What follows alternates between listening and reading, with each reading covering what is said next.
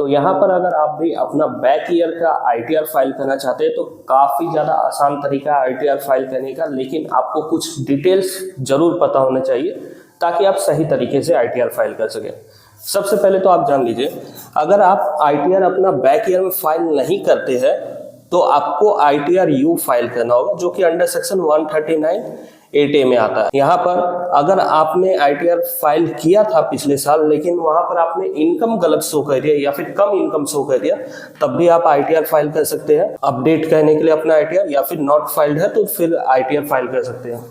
लेकिन आपको एक बात ध्यान में रखना है, अगर आप ITR U फाइल कर रहे हैं तो गवर्नमेंट को कुछ मिलना चाहिए। अब जैसे अगर आपने ITR पिछले सालों में फाइल नहीं किया था तो आपको फाइन देना पड़ेगा नॉट फाइलिंग के लिए। अगर आपका इनकम अप टू 5 लाख है तो 1000 रुपए का फाइन है। अगर इनकम आपका 5 लाख से अबव है तो आपको 5000 रुपए का फाइन देना पड़ेगा। इसके अलावा आपका अगर कोई टैक्स लायबिलिटी बनता है तो वहां पर आपको अपना टैक्स भी देना पड़ेगा आपको, जहां पर इंटरेस्ट और पेनल्टी भी एप्लीकेबल हो सकता है।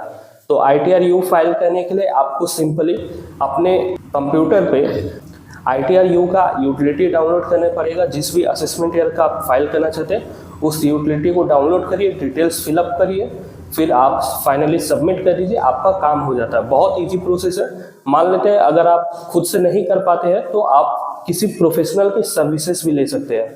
अब जैसे डिटेल्स के लिए आप यहाँ पे चेकआउट कर सकते हैं।